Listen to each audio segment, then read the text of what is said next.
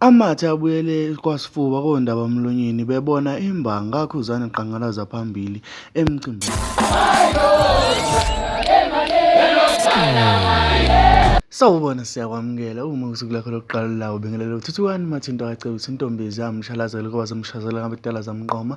Cela ukuthi uma usuku lakho lokuqala la mntana sekhaya ungenzele nje okulungile ushaye usubscribe.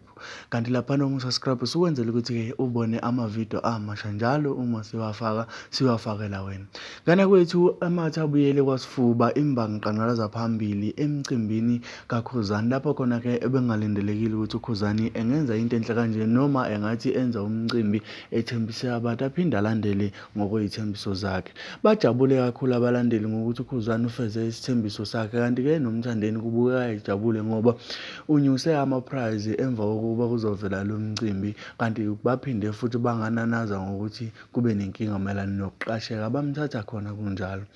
Uma ukuthi ubungakayiboni iposta yomcimbi, isiphumile iposta yomcimbi iGcwalisa i-picnic lapho khona kuzobe kugqoke ezimhlophe wonke umuntu, kanti ke umthandeni naye kubuqinisekisiwe ukuthi uyingxenye yomcimbi izolo kwi-meeting lapho khona ke i-meeting ebisesenithini lapho khona ke ebekukhona uTshatha, kodwa abaculi abamenyezeliwe nabaculi bavezwe ke uyena ke uKhuzani uqobo. Ngane yakwethu, mina ngakudonsela isikhathi sakho noma ngangamosheli isikhathi sakho, ngicela ukuthi sibuke abaculi labo ungixolisele ngomsindo ongeze ukubabikho, kodwa ke sizozama ukuthi sikufakele omunye ukuze ukwazi ukuthi nawe ukubu enjoy.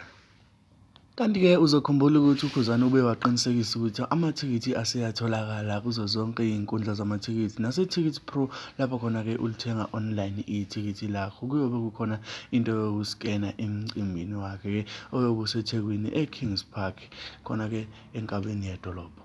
Umthandeni abaculi abazobe bekhona oyobe ingxenye yomcimbi kube into encane umculi futhi oyoba ingxenye yomcimbi, kube uduma kahle, kube uyena ke umzukulu, kube uyena ke uCevuzile, kube umdumazi, kube uyena ke inkosi yamagcokama, kuzoba ke uyena umfezi emnyama, kuzoba uNjoko, kuzoba ke uyena uJava Zimniki, kube uKhangelani DSD uDlubheke, kube uyena ke uGantsheni, kube uyena ke uMroza Fakuthi, kube uDr Buselaphi uMthente, kube ingane zoma, kube uNavigator, kuzoba uCasper Nyuvesi kwelahlanga, kuzoba ke uAKA, kuzoba uBig Zulu, kuzoba uSjava, kuzoba uRis Madlisa, kuzoba uJumbo, kuzoba uDumkokstad, kuzoba ke uDJ Tira, kube uyena ke uThukuzini, kube uKamomphela, kube uBuhle, kube uDJ Zayizo, kube uyena ke uSomizo obephethe uhlelo, uLerato, uZimdola, kube ke uTshatha, kuzoba uBheka Mchunu BK, uZulu Glamour, inkosi yabakipiti.